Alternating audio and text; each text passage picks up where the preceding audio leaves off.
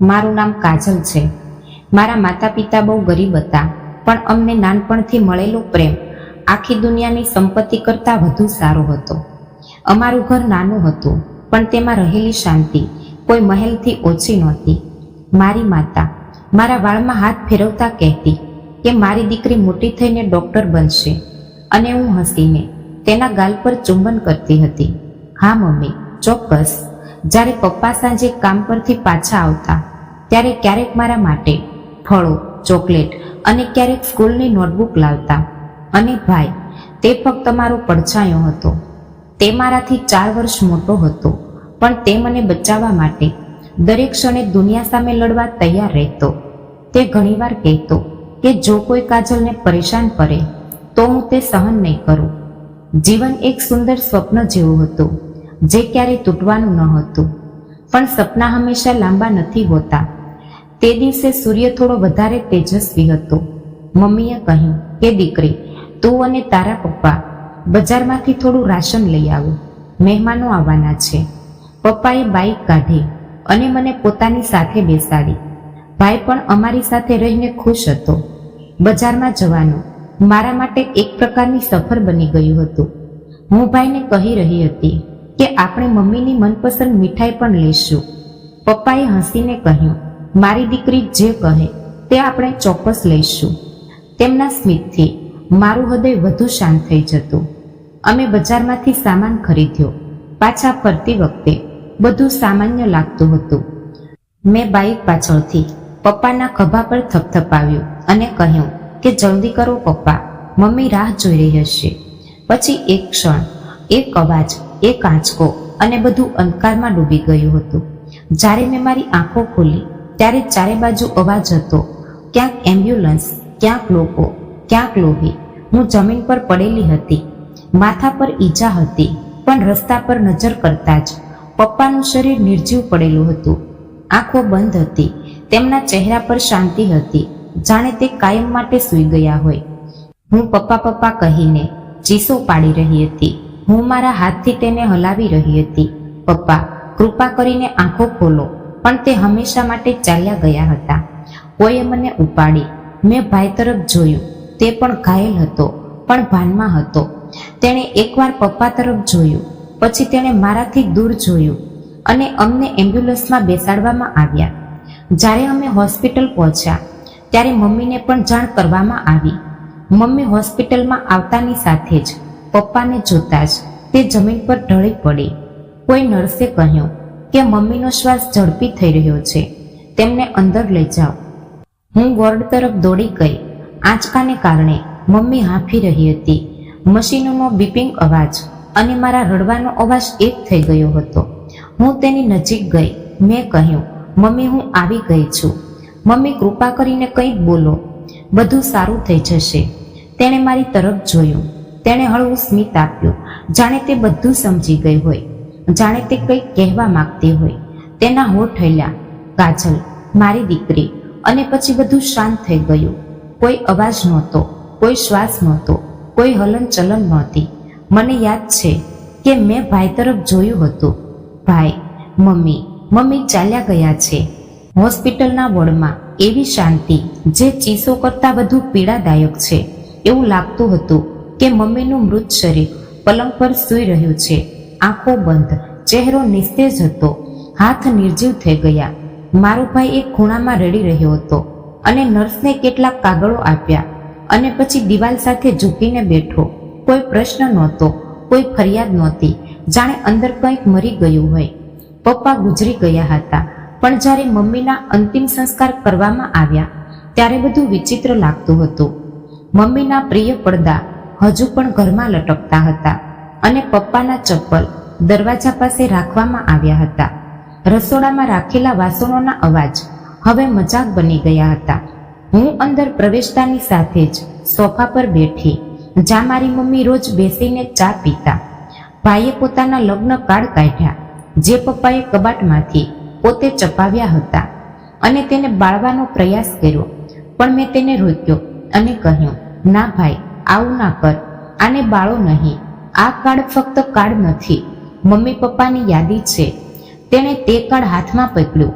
થોડીવાર પછી તે કાકી જે મારી મમ્મીની મિત્ર હતી, જેની દીકરીની સગાઈ મારા ભાઈ સાથે થઈ હતી, તે અમારા ઘરે આવી અને કહ્યું કે દીકરા, પરમાત્માના નિર્ણયને રાહ જુઓ. ભાઈએ કંઈ કહ્યું નહીં. મને લાગ્યું કે તેણે કાકી તરફ જોયું પણ નહીં. રેખા કાકીની દીકરી, જેની સાથે મારા ભાઈની સગાઈ થઈ હતી, તે એકવાર અમારા ઘરે આવી હતી માથું નમાવીને.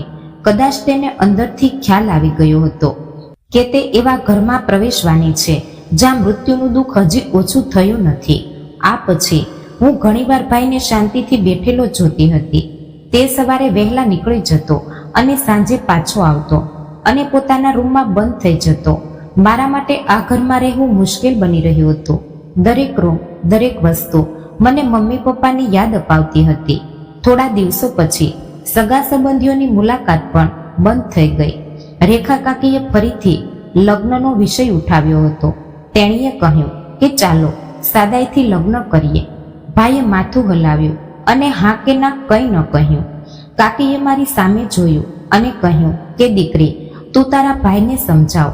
મેં કહ્યું ઠીક છે, હું સમજાવીશ. મમ્મીની જગ્યા ખાલી હતી. પપ્પાના આશીર્વાદ ખોવાઈ ગયા હતા, પણ મને ખબર હતી કે ભાઈની ખુશી તેને એકલા છોડવામાં રહેલી છે. ભાઈના લગ્ન આવતા મહિને સાદાઈથી ગોઠવાઈ ગયા. મેં દિવસ દરમિયાન ભાઈને પૂછ્યું હતું કે ભાઈ, શું તમે લગ્ન માટે તૈયાર છો? તેણે માથું નમાવીને કહ્યું હતું કે જો મમ્મી પપ્પા અહીં હોત તો કદાચ આ દિવસ અલગ હોત. બીજા મહિને લગ્ન વિસ્તારના એક નાના મંદિરમાં સાદાઈથી થયા.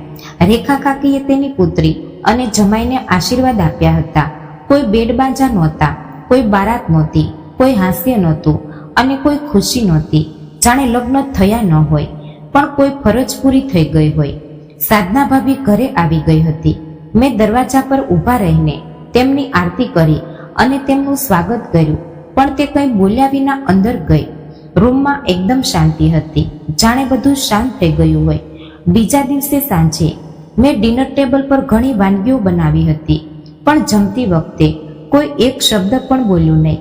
મને લાગ્યું કે હવે અમારી વચ્ચે ફક્ત એક શાંત ઉદાસી હતી, જે અમને એક કરવાને બદલે અલગ કરી રહી હતી. ભાઈ રાત્રિ ભોજન પછી ટેરેસ પર ગયા. ભાભી અને હું એક જ રૂમમાં બેઠા હતા, પણ શબ્દો બદલાયા ન હતા. ભાભી ક્યારેય મારી સામે એવી રીતે જોતી કે જાણે હું તેમના જીવનનું કારણ બની ગયું હોય. મેં કંઈ કહ્યું નહીં, પણ અંદર એક બેચેની વધવા લાગી હતી. ભાભી આવ્યા ત્યારથી ઘરનું વાતાવરણ બદલાવા લાગ્યું હતું. તે ધાર્મિક વિધિઓમાં માનતી નહોતી, પણ મેં પ્રયાસ કર્યો કે તેને કોઈ પણ વસ્તુનો અભાવ ન અનુભવાય. મેં તેનો રૂમ સાફ કર્યો હતો. મેં તેના કપડાં માટે એક અલગ જગ્યા રાખી હતી, પણ તે બધું એ રીતે જોતી હતી જાણે હું નોકરાણી હોય. સવારે જ્યારે તે રસોડામાં આવી ત્યારે મેં ચા પહેલેથી જ રાખી હતી. તેણે કહ્યું કે જો તમે બધું સંભાળી લીધું હોય તો હું કેમ આવી છું? મેં ધીમેથી કહ્યું કે ના ભાભી, તમે આરામ કરો, તમારા લગ્ન હમણાં જ થયા છે. મારી વાત સાંભળીને તે મોં ફેરવીને જતી રહી. ભાઈ શરૂઆતમાં કંઈ બોલતો નહોતો. તે ઓફિસમાં વ્યસ્ત રહેતો અને ઘરે આવ્યા પછી શાંતિથી તેના રૂમમાં જતો રહેતો. ભાભી અને હું એક જ છત નીચે રહેતા, પણ દરેક બાબતમાં તણાવ રહેતો હતો. એક દિવસ મેં મમ્મીના જૂના કપડાં ખૂબ કાળજીપૂર્વક રાખ્યા હતા, જે ભાભીએ હવે સ્ટોરરૂમમાં ફેંકી દીધા. મેં ભાભીને પૂછ્યું કે તમે તે કેમ કાઢ્યા? આ મમ્મીના કપડાં છે. તેણે કહ્યું કે આ ઘરમાં આ તો સમસ્યા છે. બધું જૂની યાદો સાથે જોડાયેલું છે. નવા લોકો માટે કોઈ જગ્યા નથી. હું તેના શબ્દો પર ચૂપ થઈ ગઈ હતી. કેટલીક ક્ષણો આ રીતે પસાર થઈ પછી મેં ધીમા શબ્દોમાં કહ્યું કે ભાભી, જો યાદો દૂર થશે તો ફક્ત દિવાલો જ બનશે. ભાભીએ જવાબ આપ્યો નહીં. તે મને અવગણીને જતી રહી. દિવસો આમ જ પસાર થતા ગયા. સવારે નાસ્તામાં તે ચૂપ રહેતી, પણ ભાઈ ઓફિસ જવા નીકળતાની સાથે જ તેની વાતો શરૂ થઈ જતી હતી. ક્યારેક તે કહેતી કે તારી શૈલી વિચિત્ર છે, તું હંમેશા ગંભીર રહે છે, જાણે આપણે કોઈ મોટા આઘાતમાંથી પસાર થઈ રહ્યા હોય. હું ભાભીની વાતને અવગણવાનો પ્રયાસ કરતી, પણ હૃદયમાં એક ખંજવાળ રહેતી હતી. એક દિવસ ભાઈ વહેલા ઘરે આવ્યા. ભાભીએ તરત જ કહ્યું કે કાજલે આજે ભોજનમાં વધુ મીઠું નાખ્યું છે. કદાચ તેનું ધ્યાન બીજે ક્યાંક લાગે છે. ભાઈએ મારી સામું જોયું અને કહેવા લાગ્યો કે મેં તને કેટલી વાર કહ્યું છે કે ધ્યાન રાખજે. મેં માથું નમાવ્યું અને કહ્યું કે ભાઈ, મેં આ જાણી જોઈને નથી કર્યું, પણ કોઈએ સાંભળ્યું કે સમજ્યું નહીં. એક દિવસ હું કપડાં ઇસ્ત્રી કરી રહી હતી. ભાઈનો શર્ટ મારા હાથમાં આવતાની સાથે જ ભાભીએ આવીને તેને ચીનવી લીધો અને કહેવા લાગી કે હવે આ તારું કામ નથી. હું તેની પત્ની છું. હું તેનું કામ જાતે કરીશ. સમજાયું? મેં ફક્ત માથું હલાવ્યું. મને લડવાનો કોઈ અધિકાર નહોતો અને ન તો સમજૂતી આપવાનો કોઈ ફાયદો હતો. ભાભી ધીમે ધીમે મારી પહેલાની દરેક વસ્તુ પર કાબુ મેળવવાનો પ્રયાસ કરતી. તે ભાઈની ચા, તેનો નાસ્તો અને તેનું લંચ પણ બનાવતી અને હું પાછળ હટતી રહી. પણ આ બધામાં મારું હૃદય ખાલી થઈ રહ્યું હતું. એક દિવસ રેખા કાકી આવી. મેં તેના માટે ચા બનાવી. તેણે હસીને કહ્યું કે હવે તારે આરામ જ છે. ભાભી ઘરે આવી ગઈ છે ને? મેં થોડું હસીને કહ્યું, પણ ભાભીએ તરત જ કહ્યું કે આરામ તો હવે મારે કરવો છે. બધું કામ મારે કરવું પડે છે. દરેક વસ્તુની જવાબદારી મારા પર છે. કાજલ ફક્ત દેખાડો કરે છે. રેખા કાકીએ મને આઘાતમાં જોઈ. પછી તેણે વિષય બદલ્યો. રાત્રે મેં ભાઈને કહ્યું કે ભાઈ, હું જે કરી રહી છું તે ખોટું છે? ભાઈએ મારી તરફ જોયું. તેણે કહ્યું કે તું કંઈ નથી કરી રહી, પણ તારી ભાભી વિચારે છે કે તું દરેક બાબતમાં દખલ કરે છે. તારે પાછળ હટવું જોઈએ. મેં ધીમેથી કહ્યું, શું સંબંધો આ રીતે સમાપ્ત થાય છે? તેણે કહ્યું, ના, તે બદલાય છે.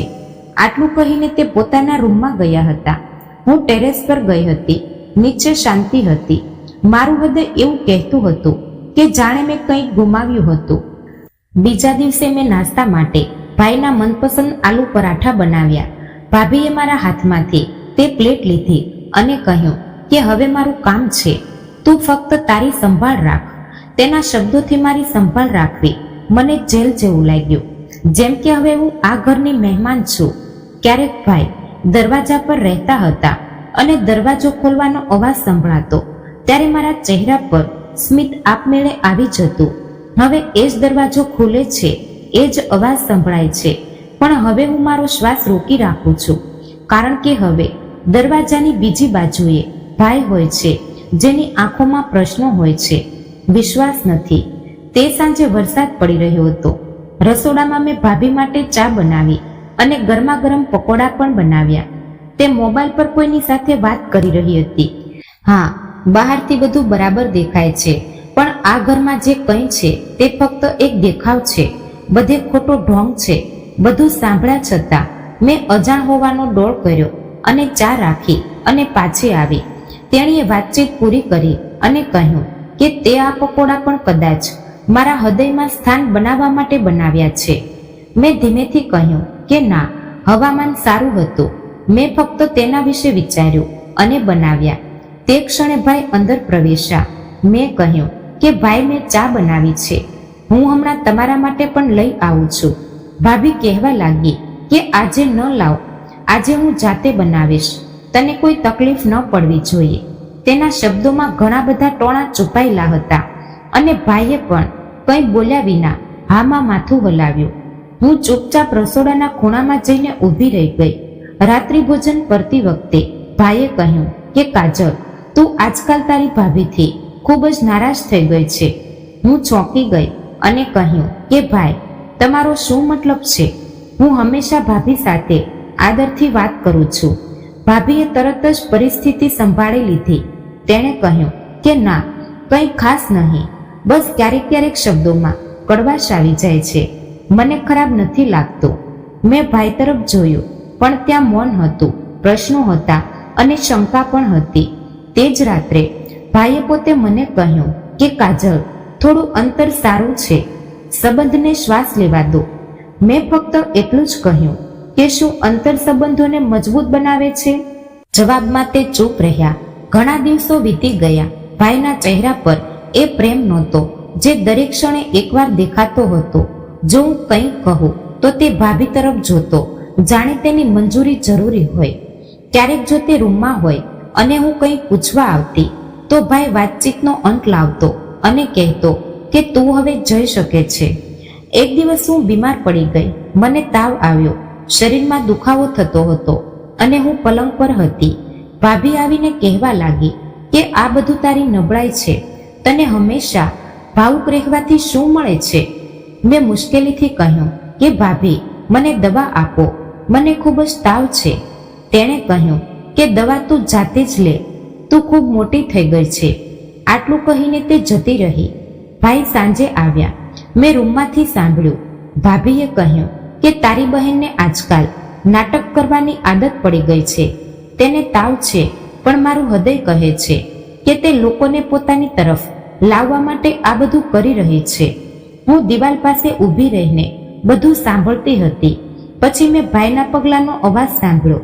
તે મારા રૂમની બહાર અટકી ગયો. દરવાજો ખોલવાની હિંમત ન રહી. પછી તે પાછો ગયો. મેં મારો ચહેરો ધાબળામાં છુપાવ્યો.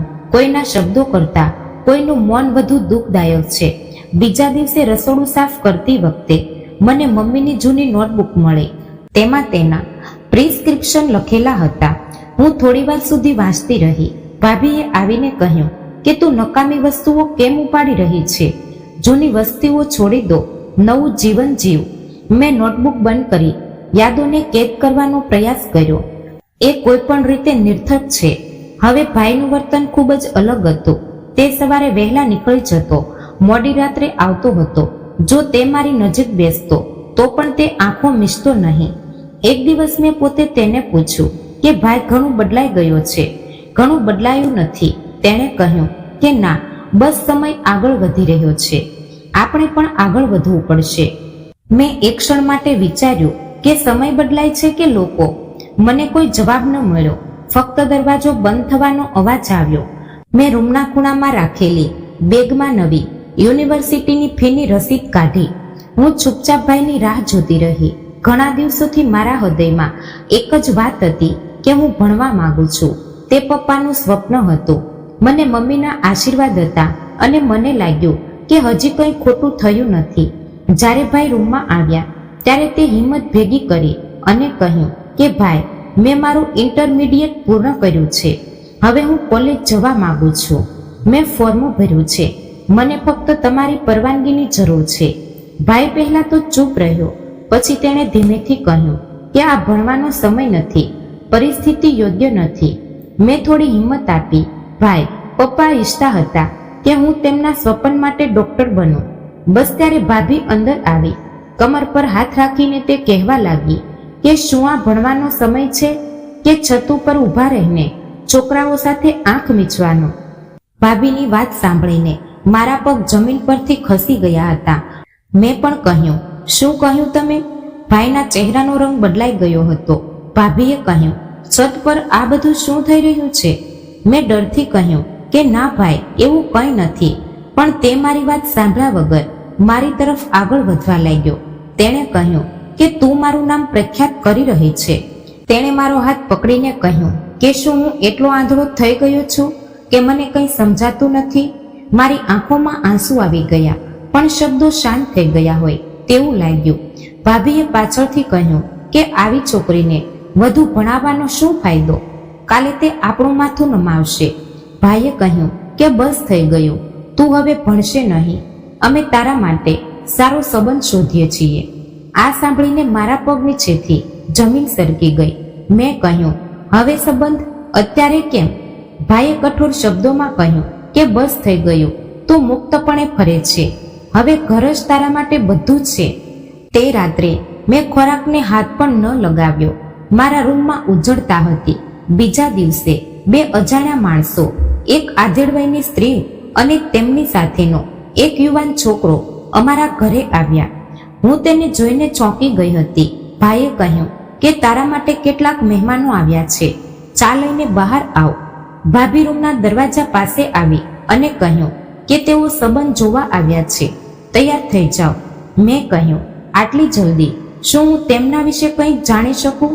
ભાભીએ કહ્યું, બસ બહાર આવ. તેના શબ્દોમાં કડકતા હતી. હું સાદા કપડાં પહેરીને બહાર આવી હતી. આ છોકરાને જોતા જ મારું હૃદય ડૂબવા લાગ્યું હતું. તે વિચિત્ર રીતે હસતો હતો. તેના મોંમાંથી લાળ ટપકતી હતી અને તે સતત મારી સામે જોઈ રહ્યો હતો. મેં તરત જ ભાઈ તરફ જોયું. તે ચૂપચાપ ઊભા હતા. કોઈ શરમ નહોતી, કોઈ સમજૂતી નહોતી, જાણે કંઈ ખોટું ન થઈ રહ્યું હોય, જાણે બધી સામાન્ય વાત હોય. મેં ધીમેથી કહ્યું, ભાઈ, આ બધું બરાબર નથી લાગતું. ભાભી કહેવા લાગી, શું અભાવ છે? તેની પાસે સંપત્તિ છે, તેની પાસે ઘણી જમીન છે, તે એકલો જ છે, તને માન મળશે. મેં કહ્યું, પણ તે માનસિક રીતે સ્વસ્થ નથી. ભાઈએ મારી વાત કાપી નાખી અને કહ્યું કે આવા સંબંધ તારા જેવી છોકરીઓ માટે જ આવે છે. આભારી રહે કે આ લોકો તને સ્વીકારવા આવ્યા છે. મારો શ્વાસ બંધ થઈ ગયો હતો. હું તેની સાથે લગ્ન કરી શકીશ નહીં. ભાભીએ કહ્યું કે કોઈ આદરણીય છોકરો તને સ્વીકારશે નહીં. તારા જેવી છોકરીઓ સપના જોતી રહે છે. મેં ભાઈ તરફ ફરીને કહ્યું, તને ખબર છે કે હું કેવી છું? હવે તું પણ મારા ઈરાદા પર શંકા કરીશ. આ વખતે તે ચૂપ ન રહ્યો અને કહ્યું કે આ ઈરાદાની વાત નથી, આ વાસ્તવિકતાની વાત છે. તું હવે એક બોજ છે અને હું તને આટલી સ્વતંત્રતા આપી શકતો નથી. હું કંઈક કહેવા જતી હતી ત્યારે ભાભીએ વધુ ઘાતક શબ્દો બોલ્યા. તેણે કહ્યું કે જો તું સંમત ન થાય તો અમને જે સારું લાગશે તે કરીશું. આ પછી મહેમાનો ચાલ્યા ગયા હતા. જતા સમયે પણ છોકરાએ મારી સામે જોયું અને હસ્યો, જાણે કોઈ રમત હોય. મારી એક મિત્ર જે મને ખૂબ સારી રીતે સમજતી હતી, મેં તેને ફોન પર બધું કહ્યું. તેણે કહ્યું, તું કંઈ નહીં કહે? મેં ધીમેથી કહ્યું કે મેં કહ્યું છે, પણ સાંભળવા માટે કોઈ તૈયાર નથી. તેણે કહ્યું કે મારે તારા ભાઈ સાથે વાત કરવી જોઈએ.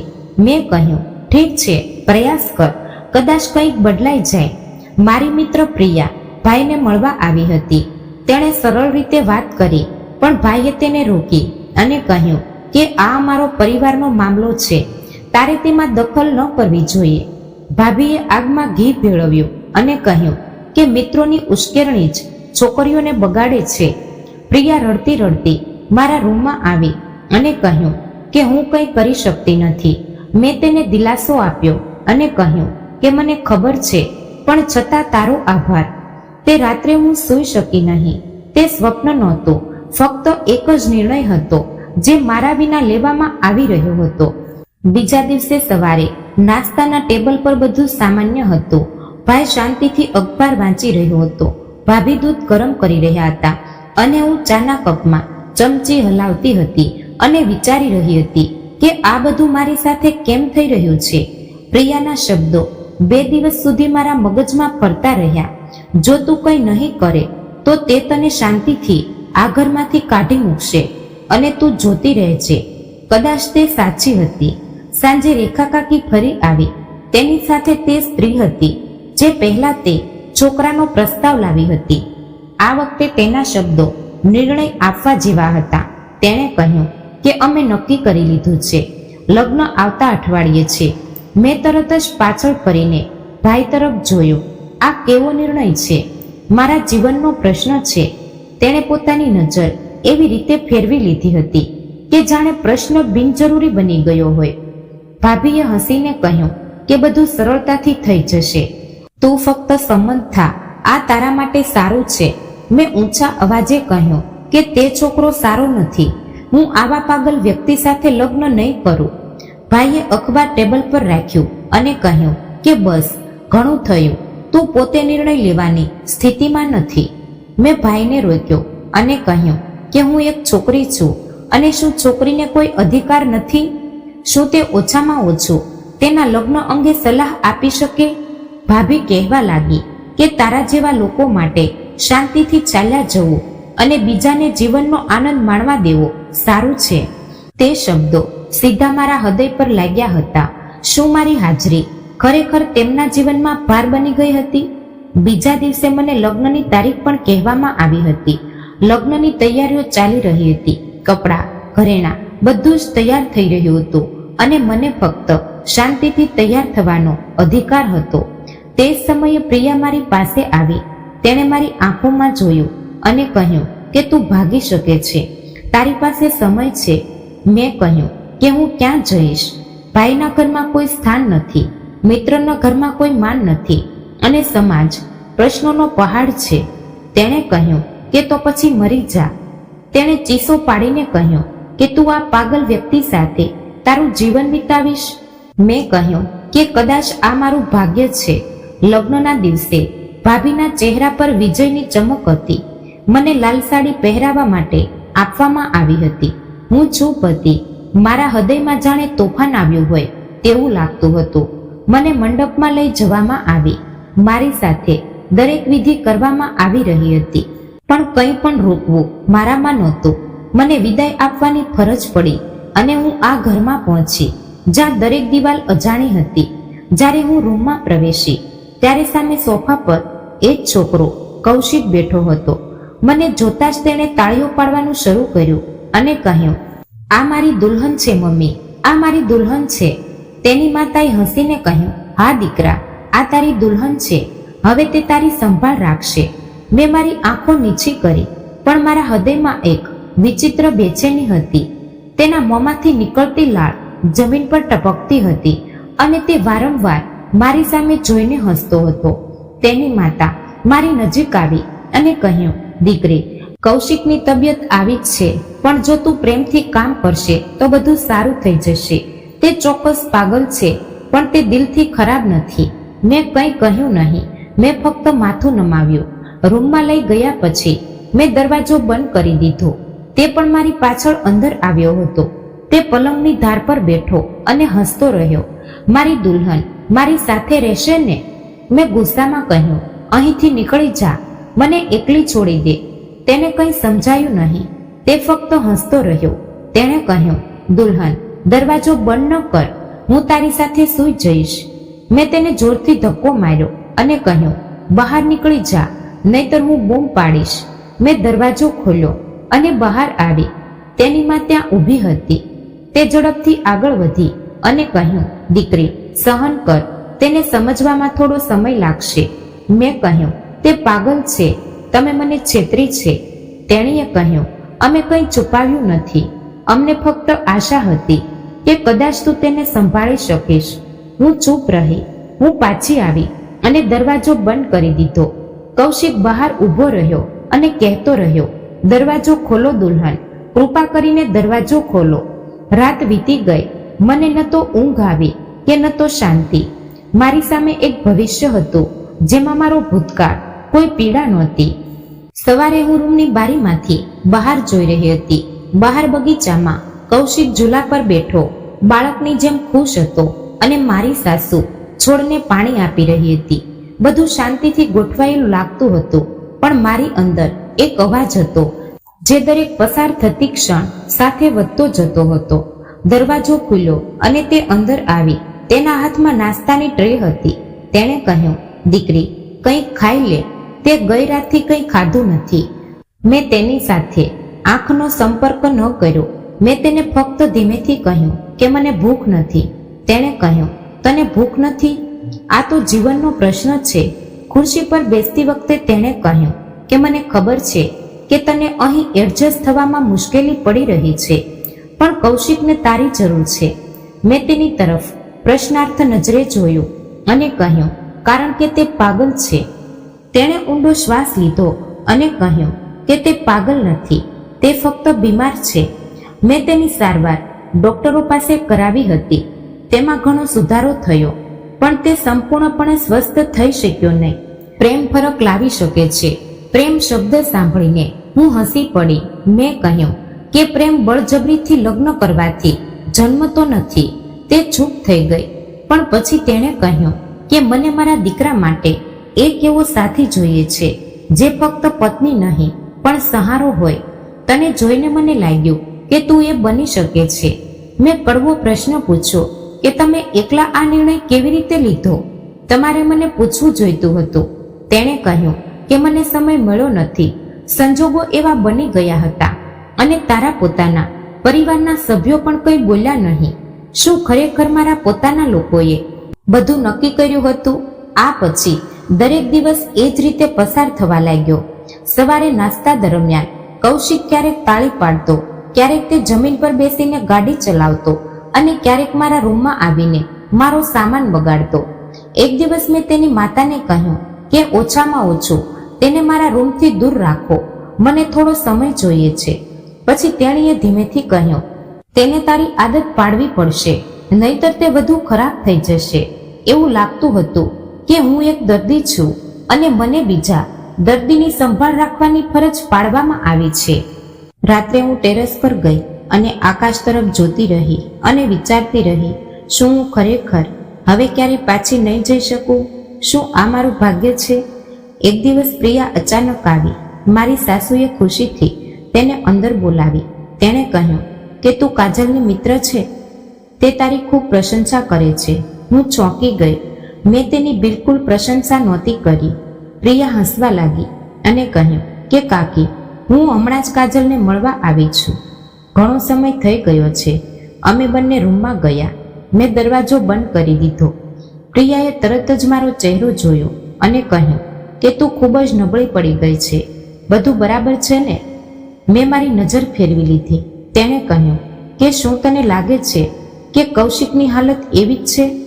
મેં કહ્યું કે ના, હવે તે વધુ શાંત છે, પણ તે વિચિત્ર રીતે બોલે છે.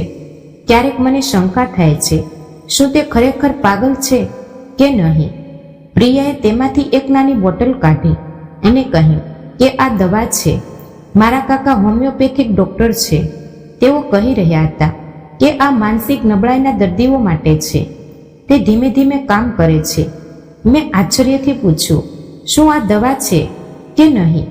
મારી સામે જોઈને તેણે કહ્યું કે દવા અને જીવલેણ વસ્તુ વચ્ચેનો તફાવત ફક્ત ઈરાદામાં છે. તો તેને દરરોજ તેની ચામાં આના 2 ટીપા આપ, અને જો કંઈ થશે તો કંઈ થશે નહીં. તે મરી જશે નહીં. તે ફક્ત નબળો પડી જશે. પછી તું જે ઈચ્છે તે કરી શકે છે. મેં બોટલ પકડી, મારી હથેળીમાં બંધ કરી અને કંઈ પણ બોલ્યા વિના મારી બેગમાં રાખી. જતી વખતે તેણે કહ્યું કે યાદ રાખ કે કોઈ તને મુક્ત કરશે નહીં. તારે જાતે રસ્તો બનાવવો પડશે.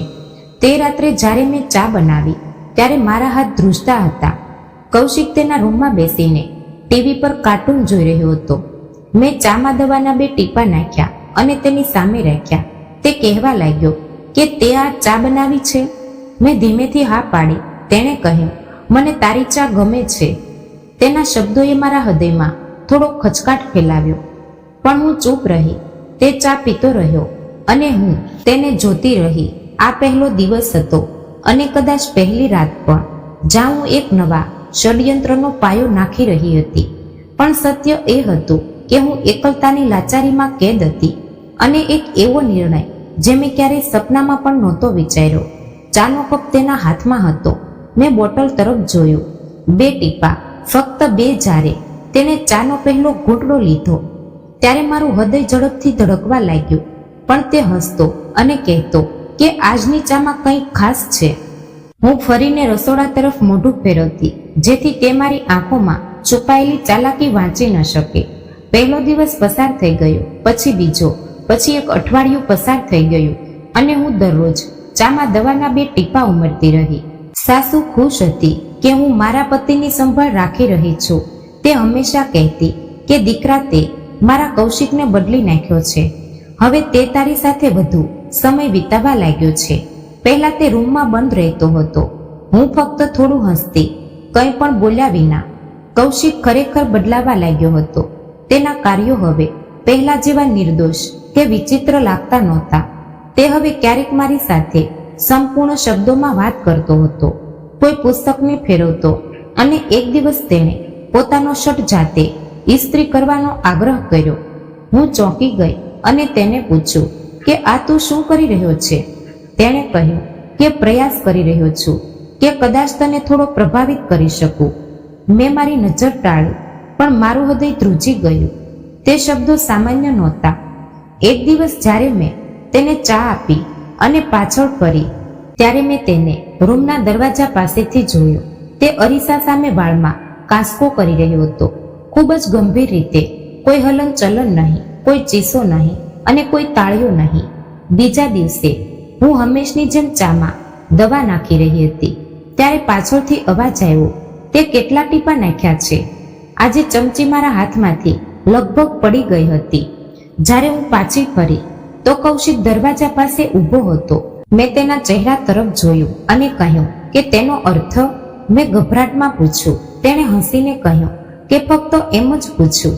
તું રોજ ચામાં કંઈક નાખે છે ને? તેની વાત સાંભળીને મારો અવાજ મારા ગળામાં અટવાઈ ગયો. તે મારી પાસે આવ્યો, કપ પકડીને એક જ ઘૂંટમાં પી ગયો અને કહ્યું કે મને તારી ચા ગમે છે. આટલું કહીને તે ચાલ્યો ગયો હતો.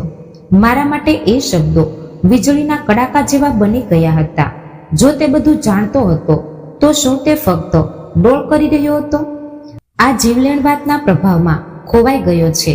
બીજા દિવસે સવારે મેં મારી સાસુને પૂછ્યું કે શું કૌશિક ક્યારેય સંપૂર્ણપણે સામાન્ય હતો? તેણીએ આઘાતમાં મારી તરફ જોયું. પછી તેને ધીમેથી કહ્યું કે તે બાળપણમાં સંપૂર્ણપણે ઠીક હતો, પરંતુ તેના પિતાના અકસ્માત પછી તે અટકી ગયો. ડોક્ટરે કહ્યું કે તે ડિપ્રેશનમાં હતો. પછી તેને વાત કરવાનું બંધ કરી દીધું, હસવાનું બંધ કરી દીધું. પછી તે પાગલ જેવું વર્તન કરવા લાગ્યો. મેં પૂછ્યું કે શું તેની સારવાર કરવામાં આવી હતી? તેઓએ કહ્યું કે હા, તેની ઘણી સારવાર કરવામાં આવી હતી. પછી બધાએ મને સલાહ આપી કે તેને એકલો છોડી દો. હવે જ્યારે તું અહીં છે તો અમને આશા છે. તેમના શબ્દોમાં કંઈ ખોટું નહોતું, પરંતુ મારા મનમાં પ્રિયાએ આપેલી બોટલ અને કૌશિકના બદલાતા વર્તન વચ્ચે સતત ટકરાવ થતો હતો.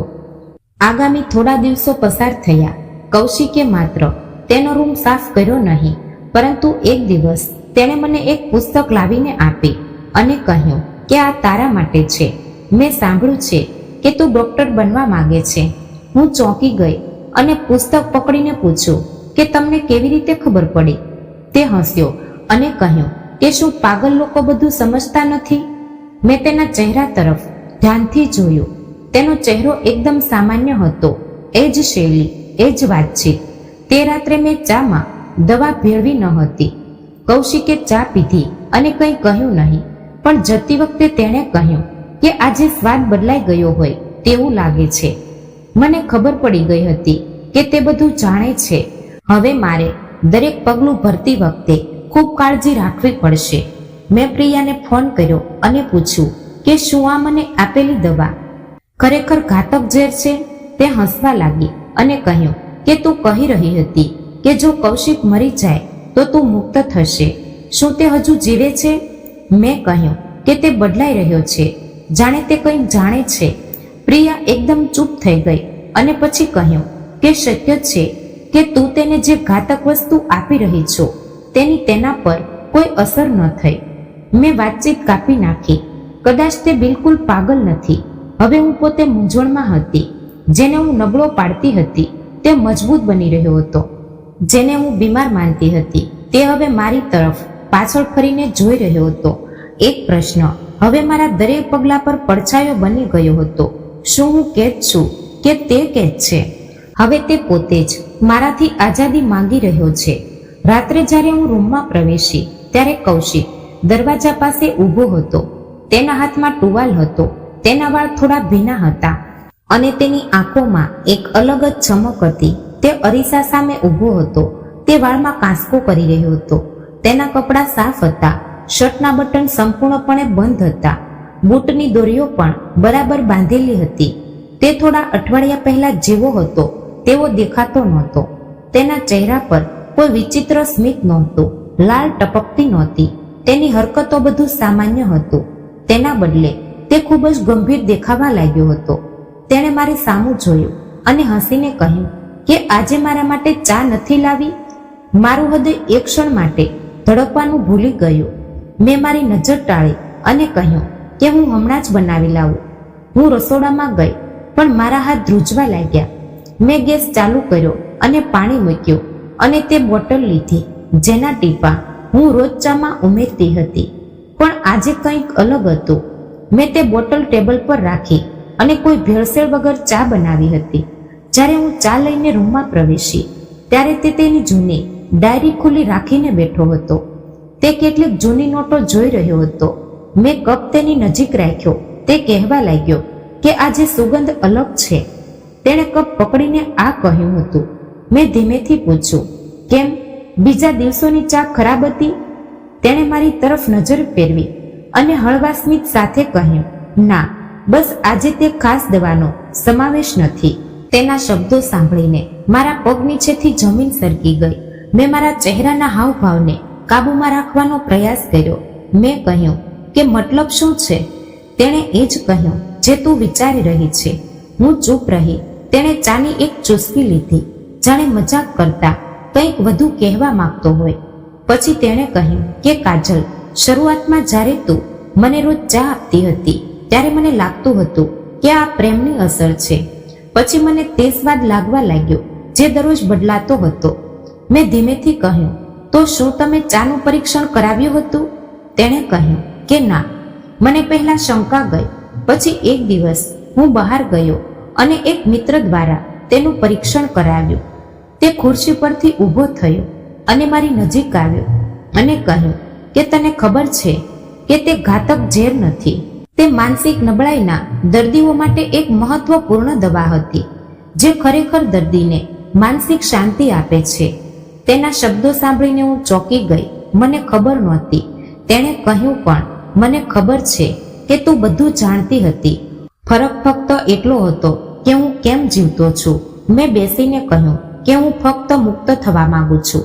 તેણે કહ્યું કે કાજલ, બીજાઓને મારી નાખવાથી સ્વતંત્રતા મળતી નથી. તેના શબ્દો હવે કઠોર બની ગયા હતા. તેણે કહ્યું કે તને લાગે છે કે હું ખરેખર પાગલ છું? મેં કહ્યું કે શું તો તમે નથી? તેણે એક ક્ષણ માટે મારી સામે જોયું, જાણે તે કંઈ છુપાવી રહ્યો હોય. તેણે કહ્યું, ના, હમણાં નહીં. હું ચોક્કસપણે ડિપ્રેશનનો દર્દી હતો. મારા પિતાના અચાનક મૃત્યુએ મને વિખેરી નાખ્યો હતો. થોડા સમય માટે બધું અસ્પષ્ટ થઈ ગયું હતું, પરંતુ પછી મેં મારી જાતને કાબૂમાં રાખી. અને જ્યારે મારા કાકાએ મારા પાગલ હોવાની અફવાઓ ફેલાવી ત્યારે મેં મૌન વ્યક્ત કર્યું. તેણે કહેવાનું શરૂ કર્યું કે મારા કાકા મને મારી નાખત. મારી માતા પણ તેની દયા પર હતી.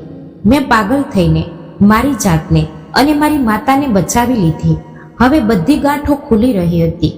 તેનું મૌન, તેનું સ્મિત, તેનું વિચિત્ર ક્રિયાઓ, બધું બચવાની રમત હતી. પણ મારી રમત ખૂબ જ ખતરનાક હતી. મેં કહ્યું, તો તમે મારી અને મારી મિત્ર વચ્ચેની વાતચીત સાંભળી હતી? તેણે કહ્યું, જ્યારે તે દવા નાખવાનું શરૂ કર્યું ત્યારે મને પહેલા જ દિવસે શંકા થઈ ગઈ હતી. એક દિવસ જ્યારે તું ફોન પર વાત કરી રહી હતી ત્યારે હું દરવાજાની પાછળ હતો. હું દરેક શબ્દ સાંભળી રહ્યો હતો. ઈરાદો સમજી ગયો, પણ હું ચૂપ રહ્યો કારણ કે હું જોવા માંગતો હતો કે તું ક્યાં સુધી જઈ શકે છે. મેં શરમમાં માથું નમાવ્યું અને કહ્યું કે મને લાગે છે કે તમે નબળા છો, તેથી જ મેં તમારી માંદગીનો ફાયદો ઉઠાવ્યો. તે ચૂપ રહ્યા. પછી તેણે ધીમેથી કહ્યું કે મેં તને માફ કરી દીધી છે, પણ તે જ્યાંથી મૂક્યું હતું ત્યાંથી બધું શરૂ થઈ શકતું નથી. મેં કહ્યું કે પછી હવે શું થશે? તેણે કહ્યું કે હવે કંઈ થઈ શકે તેમ નથી. પણ એક વાત યાદ રાખ, મારી પાછળ તું જે ચહેરો કલ્પના કરતી હતી તે ફક્ત તારી આંખોની છેતરપિંડી હતી. તે દરવાજા તરફ આગળ ગયો અને જતી વખતે કહ્યું કે કાલની ચા ના બનાવ, હું જાતે બનાવીશ. દરવાજો બંધ થઈ ગયો અને હું સોફા પર બેઠી. બોટલ હજુ પણ ટેબલ પર જ હતી. ચૂપ પણ તેની અંદર છુપાયેલું સત્ય હવે મારી વિરુદ્ધ સાક્ષી બની ગયું હતું. કૌશિક, જેને હું બહુ જ માનતી હતી, હવે તે મારા માટે અરીસો બની ગયો હતો, જેમાં મારો અસલી ચહેરો સ્પષ્ટ દેખાઈ રહ્યો હતો. રૂમમાં શાંતિ હતી. દરવાજો પણ સંપૂર્ણપણે બંધ નહોતો થયો કે મારા મનમાં કૌશિકના દરેક શબ્દો ગુંજવા લાગ્યા કે કાલની ચા ના બનાવ. આટલા સરળ શબ્દો પણ એક આખું યુદ્ધ તેમની પાછળ છુપાયેલું હતું. મેં તેને મારી અંદર અને તે દિવસો વચ્ચે છુપાયેલા સત્યને કાબૂમાં રાખ્યું. બીજા દિવસે સવારે મેં ખરેખર ચા બનાવી ન હતી. તે પોતે રસોડામાં ગયો. તેણે દૂધ ગરમ કર્યો, ખાંડ ઉમેરી અને પછી મારી આંખો સામે આવ્યો અને ટેબલ પર કપ મૂક્યો અને કહ્યું, હવે આ ચા છે. ફક્ત ચા એ દવા નથી, ન ઈરાદો છે, ન યોજના છે. મેં તેની સામે શાંતિથી જોયું. તે એ જ વ્યક્તિ હતો જેને હું નબળો માનતી હતી, પણ હવે તેની આંખોમાં, શબ્દોમાં વિરામ હતો. જાણે દરેક સત્ય વર્ષોથી તેની અંદર ઉભરી રહ્યું હતું. બપોરે તેણે મને બગીચામાં બોલાવી. અમે બંને ખુરશીઓ પર સાથે બેઠા હતા. મારી સાસુ અંદર હતી. તે થોડીવાર ચૂપ રહ્યો, જાણે તે વાતચીત ક્યાંથી શરૂ કરવી તે વિચારી રહ્યો હતો. પછી તેણે કહ્યું, તું જાણે છે કાજલ, મારી જિંદગી તારા ઘણા સમય પહેલા તૂટી ગઈ હતી અને તારું આગમન આ તૂટેલા જીવન માટે બીજો ફટકો હતો.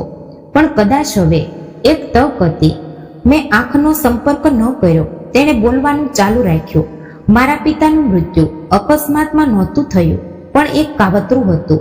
તેમની જમીન અને ધંધો બધું મારા કાકાની નજરમાં હતું. મારા પિતાના આ દુનિયા છોડીને જતાની સાથે જ મારા કાકાને તક મળી. શરૂઆતમાં તેમણે મારા પ્રત્યે નરમાશ કરી, પછી તેમણે મને બધું તેમને ટ્રાન્સફર કરવા દબાણ કરવાનું શરૂ કર્યું. મેં ના પાડી તો તેઓએ મારી વિરુદ્ધ એક યોજના બનાવી.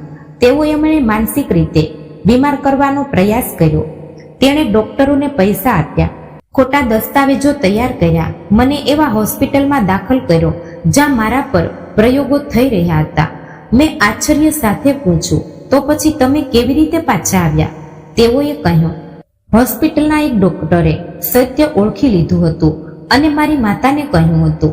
પછી મારી માતા મને પાછો લાવ્યા, પરંતુ ત્યાં સુધીમાં ઘણું મોડું થઈ ગયું હતું. બધા સંબંધીઓ અને મારા પરિવારે મને પાગલ સાબિત કરી દીધો હતો. મેં વિચાર્યું કે જો હું કાકાની સામે સામાન્ય આવ્યો તો તે ફરીથી પ્રયાસ કરશે. તેથી મેં તે સ્વરૂપ ધારણ કર્યું જે તેમને સાચું લાગ્યું. પછી લગ્નનો ઉલ્લેખ આવ્યો. કાકાએ વિચાર્યું કે જો હું લગ્ન કરીશ તો શું ફરક પડશે? હું એક સરળ વ્યક્તિ છું, પણ મમ્મીને તું ગમી. કદાચ તેણીએ વિચાર્યું કે તું મારો ઈલાજ બની શકે છે. મેં ધીમેથી કહ્યું.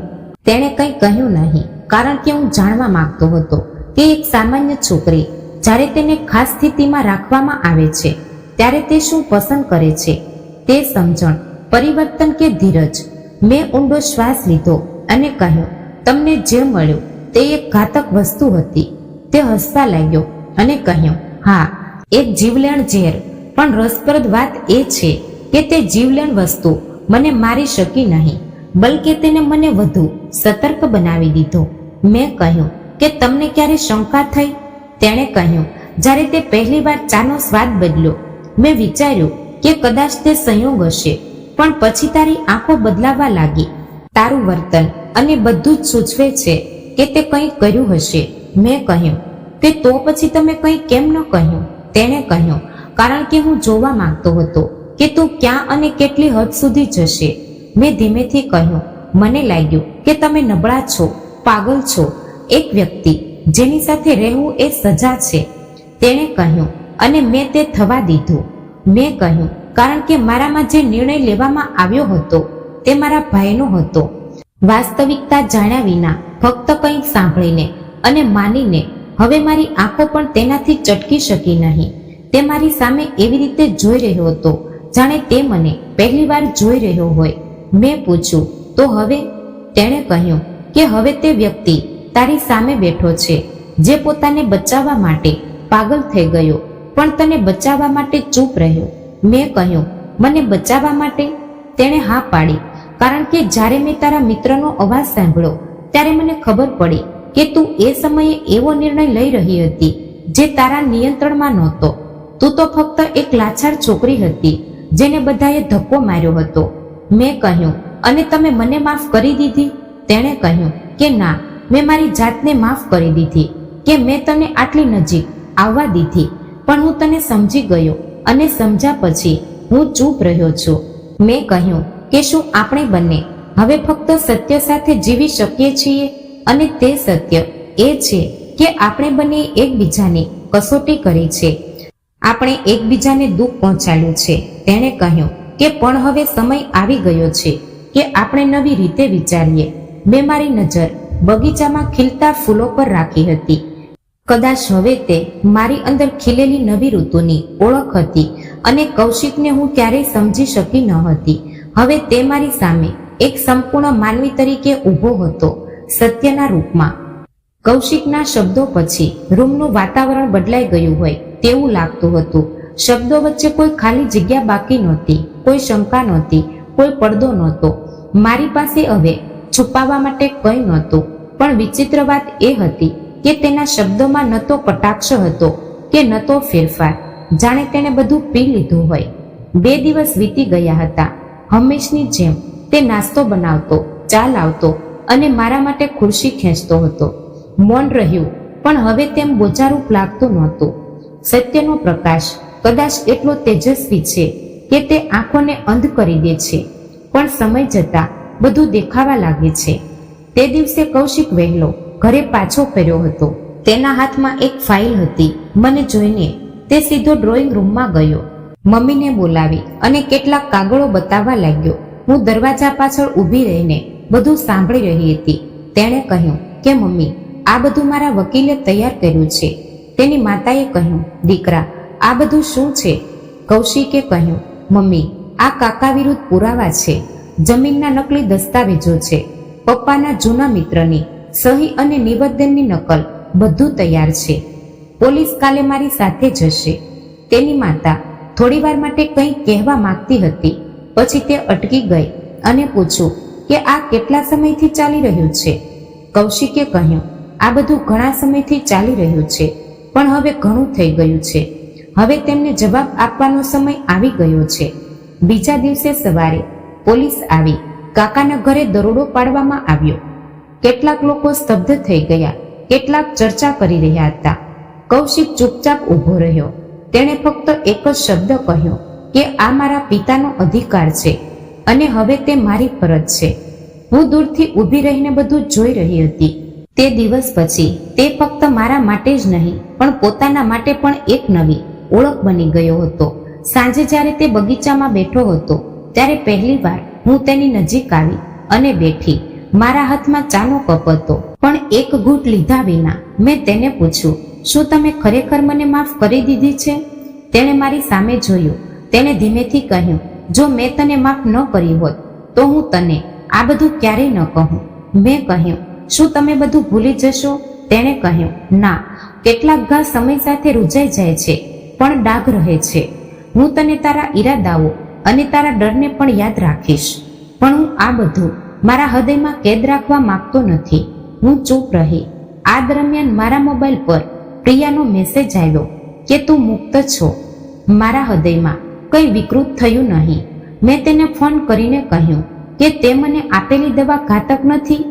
તે હસવા લાગી અને કહ્યું કે મેં તને ક્યારે કહ્યું કે આ ખરેખર જીવલેણ છે. મારે તને હિંમત આપવાની હતી જે તું એકલી ન લઈ શકતી હતી, તેવું પગલું ભરે.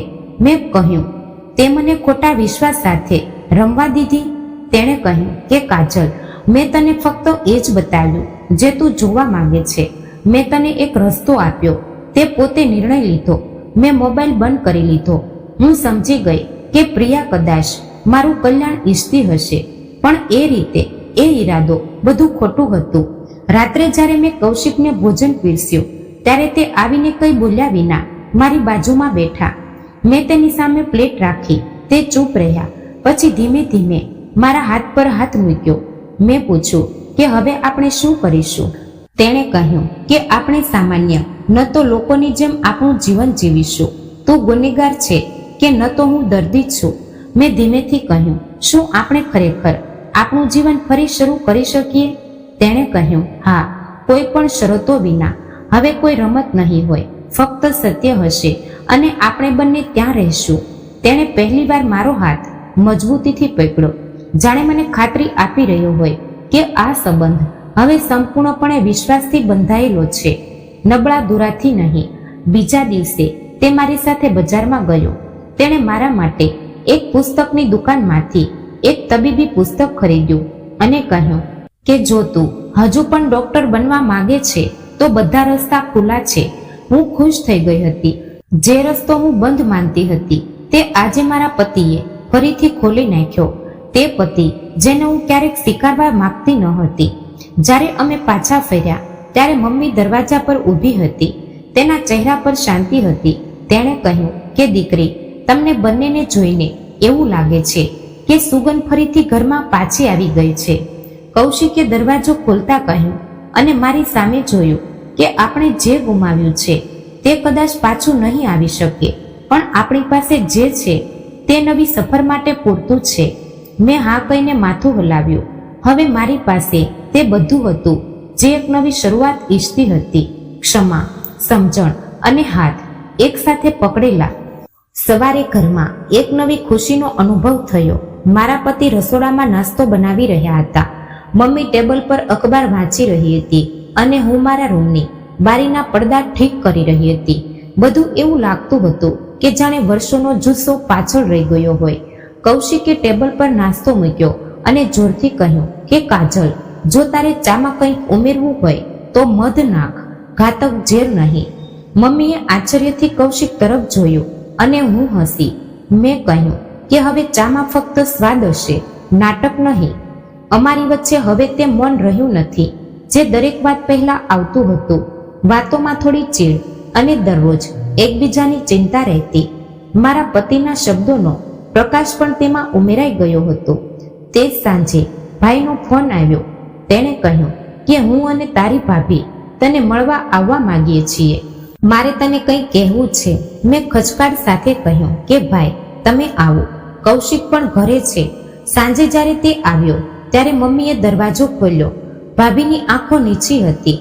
તેના ચહેરા પર એવી કોઈ ટોણાની લહેર નહોતી જે દરેક વાતમાં છુપાયેલા હતા. હવે બધા રૂમમાં બેઠા હતા.